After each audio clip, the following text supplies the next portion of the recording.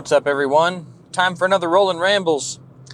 This might be a little bit more scattered, but I really feel the need to say something and get this off my chest. I live in North Carolina, central North Carolina to be more specific. I don't live in the mountains. I don't live on the coast, but I've lived in North Carolina my entire life. And it's a little bit annoying seeing what happened with Hurricane Helene. And it really kind of pisses me off. And, you know, not a lot of things really piss me off, but there is something about what happens in a hurricane becoming a political issue that makes me angry no matter what. Because I understand that politics are basically the art of people living together. Anything that involves being social is basically political by default. Because that's what politics is by definition. It's how people get along with each other and the rules we agree to abide by.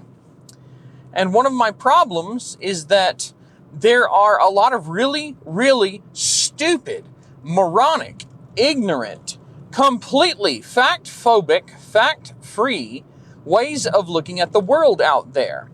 One of those is the whole climate change thing, and I won't go deep into it, but the bottom line is the notion that humans somehow are capable of controlling the weather across an entire planet, a good chunk of which the humans aren't even able to live on in the first place, is a little bit absurd to me.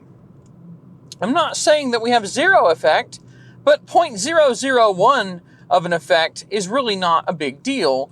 And even if it is, at some point, you have to acknowledge that there's no way that people could be responsible for it. And I normally don't really bother dipping my toes into the stupid climate change bath because it's not very productive or informative. The arguments have been going on for a long, long time. And ultimately, based on all of the reading and research I've done, I have concluded that the whole notion is all of environmentalism generally falls under a Marxist umbrella and should be discarded completely. I'm not saying that we should dump tar into rivers or allow the trash to float down rivers, but I am saying that environmentalism is not it really doesn't care about the environment. It cares about making you behave differently. And that's really all there is to it. It's a classic example of many things that seem on the absolute surface to be some sort of good thing that have been co-opted and turned into a really bad thing, that have been turned into a means of control of the population. But anyway, believe it or not, the video is not supposed to be about that. But I had to give you an introduction. Otherwise, the next part won't make as much sense to you, especially if you don't know what we're dealing with in terms of the whole climate change thing. In North Carolina, Hurricane Helene managed to make it way past the coast. Most hurricanes, what they do on the East Coast, I don't know where you live, who you are, what you do, what you know. But on the East Coast of the United States, we have these big spinny storms called hurricanes. If it's on the West Coast, I don't think it's hurricane anymore. I think Pacific Ocean stuff is a typhoon. But we have these big spinny scary storms called hurricanes. They're very powerful. They cause a lot of property damage, erosion. They devastate environments in a lot of cases. It's really bad for islands that they pass over. We have spent probably billions to deal with hurricanes in the United States over the past 50 years or whatever. The amount of property damage over time is staggering. But Hurricane Helene is special, although not as special as you might think.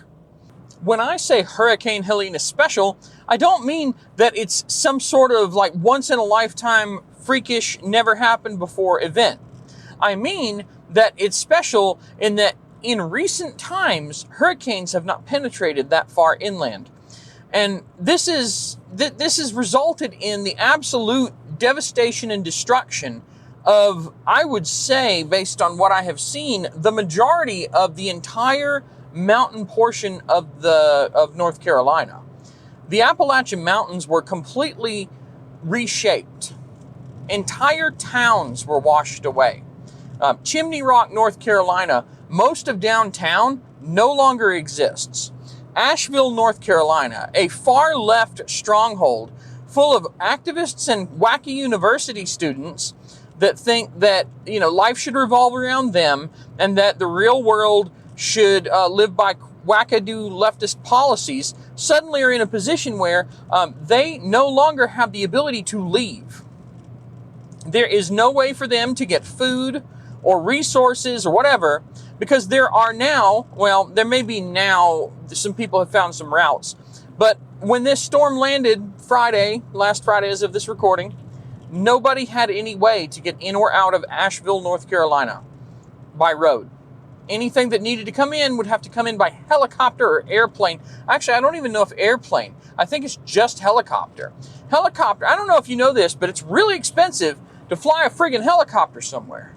So not exactly a good situation to be in, but here's my problem. And I know this feels like I've just gone off on a bunch of wackadoo tangents, but let me bring it full circle for you. So I saw someone on Facebook, I think it's an account called Left Way Forward. They made a post. They reposted a stupid failure of a leftist meme that said something about this hurricane that destroyed the western portion of North Carolina. That would never have happened. Nobody ever imagined that something like this could ever happen here in the entire past. So now are you going to believe that climate change is real? No. Fuck you. No, how could you do that? And I'm not the kind of person who generally gets easily offended. I don't usually make arguments to taste unless, it's just something trivial. But this is not one of those situations. This is a thing where these parts of North Carolina were completely devastated, if not destroyed. Thousands of people probably lost their lives. We won't even know for a long time. But tons of people have been displaced and are at serious risk even today. And by the way, before I go forward, there were a bunch of people holding up signs at my local Walmart where I live, saying, "Pray for Western North Carolina." And it pissed me off because these people are standing around in front of Walmart just, "Oh, look at me. It's Sunday and I'm holding up a sign saying, I believe in Jesus and you should think about this place that's having problems." Well, look, you assholes, if you actually cared, you Jesus bucket freaks, then you would actually go to Western North Carolina and do something. But the thing is, it's a lot cheaper to go into Walmart, buy a poster board and a Sharpie, and write "Pray for Western North Carolina" on a piece of paper, stand around for 2 hours, and feel good about yourself than it is to drive over as far as you can toward Asheville and go, "How can I help?" So don't act like, we're not going to act like the Christian, right-wing, whatever, is necessarily better. But in this particular instance, this dickhead posted something saying, all these people suffered and died and all that, and I'm ignorant of how hurricanes work and history and all that. Don't you believe in climate change now? Dude, this is beyond tasteless. This is absolutely disgusting. I have 100% contempt for anybody who posts this trash. And here's the thing, all right? It's not even a good political argument. It's not a good argument at all. Because you have to be a moron to say, this never would have happened. No one ever would have thought this would have happened in the entirety of history over there. Like, hurricanes don't make it to the mountains. No one ever could have imagined that this happened. Are you stupid? Are you a fucking idiot? Did you really just make this moron leftist meme talking about how, all these dumb rednecks in Appalachia, never mind that it's Asheville that's actually one of the most impacted areas, all you dumb rednecks in Appalachia that are probably all Trumpy McTrump supporters, you're all suffering now because of a big bad storm that we told you was going to come because of climate change. Are you going to change your beliefs now? Hey, pricks. Hey, guess what? You ever heard of Hurricane Hugo? I was alive during Hurricane Hugo. I was not very old, but I was old enough to at least vaguely understand what happened during Hurricane Hugo. Hurricane Hugo was this absolute beastly behemoth of a hurricane in 1989. This thing was humongous.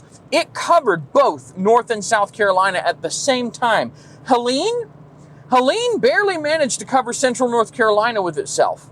Hugo was a monster. And Hugo penetrated inland, wrecked the crap out of North and South Carolina, mostly South Carolina, but it wrecked the crap out of North and South Carolina. Then it made it to the mountains. Hurricane Hugo in 1989 devastated the mountains. Maybe not quite as much as Helene did, to be 100% fair. But I'm not ceding any ground by saying this. Even though the hurricane may not have caused quite the level of devastation we've seen with this most recent one, your stupid climate change thing is completely disproven. If you really want to go with the whole, ooh, bad hurricane, you dumb rednecks suffered enough yet? Because Hugo did it first. Hugo was 1989. It is 2024, which means if I can do math in my head, 99, 09, 19, that's 30, and then we got another 5. So it's been 35 years since Hurricane Hugo. In the 35 years since Hurricane Hugo, we've never had a hurricane go that far in the mountains. But guess what? 35 years ago, it happened. Maybe not quite as strong, but close enough. Trashed the place all over both states. It was not just the coast. It was not just the Piedmont. It was the mountains too. And it was 35 years ago. This whole anthropogenic global warming climate change that used to, by the way, in the 70s be, oh, there's going to be an ice age coming. In fact, I distinctly remember watching, shot on film, 1977, I think, Leonard Nimoy narrated In Search Of, a TV show about, there was an episode about the coming ice age. That's in 77. And then it became global warming in the 80s and 90s. And then they realized that if they keep bouncing between global warming and an ice age, it's not going to go over very well. So let's just call it climate change, which is the most generic, diluted term possible. And we'll just go with that. Okay, yeah, cool. So these psychotic, dehumanizing leftist pricks are taking all of this human loss, this very real and significant suffering that is politically indiscriminate, and exploiting it to say, well, oh, this is what you get for not believing in our bullshit political philosophy that's really just a joke that's meant to control you and your behavior. Really? Let me know how well that goes for you. You know, Kamala Harris is going to go to Western North Carolina and you know, whatever, the devastation. Okay, cool, yeah. What are you going to do, Kamala? Not a damn thing. This is Maui 2.0. Frankly, this is Puerto Rico 2.0. In the past, the federal government has been complete shit at helping anybody in the United States that has a major disaster, a major humanitarian crisis, actually recover from it. The shenanigans in Puerto Rico were ridiculous, off the charts. I don't remember all the details because it was so long ago, but I know that just being there and watching all the news fly by at the time, I could not believe how completely mismanaged and incompetent the federal government actually is. For God knows how long, probably before Obama, to be completely frank, the federal government is a bunch of babies that are charged with the duty of making sure that everybody in the country is okay. Yet somehow all they do is make things worse for everybody in the country every time something happens. And when they have the opportunity to step up and they actually can do something of value to the American people, they can actually take care of people, they don't. They don't do it. They don't give a shit. You know, some state has a severe problem, like tons of people that are at risk or potentially even dying, displaced, you know, homes gone, everything that they ever had in life washed away in a landslide. And the federal government's like, well, you know, we don't know if we have the budget since we sent it all to Ukraine and we have our thumbs up our asses. How can we make this benefit us? You know, if we can find a way to make this benefit us, maybe if we could launder some money through the relief efforts, that would be good, right? Yeah. And it's really funny because, I grew up, most of my memorable childhood was spent in the 90s. And I remember watching The Simpsons, and I remember one episode of The Simpsons stuck out to me. It was this crazy idea, right? The Simpsons had this thing where Lisa got upset about the way that things were being run or whatever, wrote a letter expressing her disappointment and sent it to the federal government or whatever, and the government goes, oh my God, a little girl's losing faith in democracy, and suddenly they don't attach riders to bills, and they don't vote themselves pay raises, and they just magically do everything that they actually should be doing as representatives of the people. And I was like, wow, yeah, why don't they do that? And here we are. It doesn't matter. It doesn't matter. They are not going to do that. They just don't give a shit. They don't give a shit about you. They don't give a shit about me. All they give a shit about is how can we take the money from anybody that we can get it from in this country and then put it through a little nice federal laundromat and put it back in our back pockets. Because if you think for 1 second that Jeff Bezos or Larry Page or Larry Ellison or any of these other CEOs that run huge tech companies and amass wealth, if you think that that's the real story in this country, you are dead wrong. We are talking about a very small number of people. You want to know where the real scandal is financially? It's the politicians on the state and federal levels kicking back money, getting contracts for their families. And if you think for 1 second that whole contract system really is fair, you're full of it. All they have to do is write the contracts a certain way and then have whoever submit it a certain way. And then all the other contracts, well, those contracts aren't going to actually fit. So we have to hire this one contractor that happens to be able to do the job. And we're just going to assume that the price is fair and so on and so forth. And there's nothing that can really be done about it. These absolute prick asshole politicians, all they do is siphon money back into their own bank accounts. Look at how much Nancy Pelosi is worth. Do you think, and I'm not picking on her because she's a Democrat. I normally would do that, but that's not why I'm doing that this time. Do you think that Nancy Pelosi or any of the other ultra-rich politicians that are up in the House or Senate or whatever in the government of this country, do you think they got rich through natural, organic, no cheating, no insider trading means? No, absolutely they did not. In fact, Congress sets a whole lot of the policies that determine what businesses can or will do anyway. How would you prove the insider trading? It's basically impossible. If some guy calls me up and says, hey, we're about to have a thing happen. You might want to move your money out of this business, or you might want to move your money into this business because we're about to do a thing. You can't prove that. It was verbal call. Who's recording that call? Nobody. Even though I think actually that once you become a politician, everything that you do should be scrutinized from the top down. You shouldn't be able to have private conversations. You're not a private citizen anymore. You've elected to be a public citizen. You've elected to be a representative of the people. You've taken public office. You shouldn't be having private backroom deals and calls. You shouldn't be able to have a private conversation with the cable television people of America or whatever, or the advertisers asshole union. So, or whatever, you shouldn't be able to have talks with John Deere where they'll convince you with steak dinners and backroom deals and a little money that you shouldn't actually put through a bill that makes it so that the products that you purchase actually live up to what is expected and are repairable. Anyway, I've gotten a little bit off track there, but the fundamentals remain the same no matter how you cut it. And you know what? You want to bring it right back? The bottom line is that these assholes exploiting all of these people that are suffering in Western North Carolina for clout. They're not even getting paid to do it. The leftist assholes are doing it for free. They are exploiting Western North Carolina for free. Nobody's paying them. They're basically the Reddit mods of society. And they're just running around going, hey, idiots, you need to believe what we tell you to believe. That'll teach you, you stupid redneck podunk idiots. Yeah, W for the L.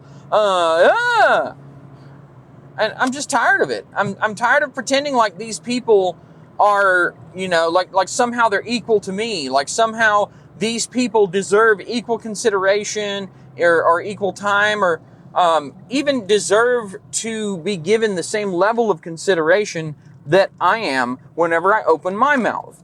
Now, I understand that everybody has a right to free speech, but these people are cancer, and frankly, I won't complain too much if they can no longer speak.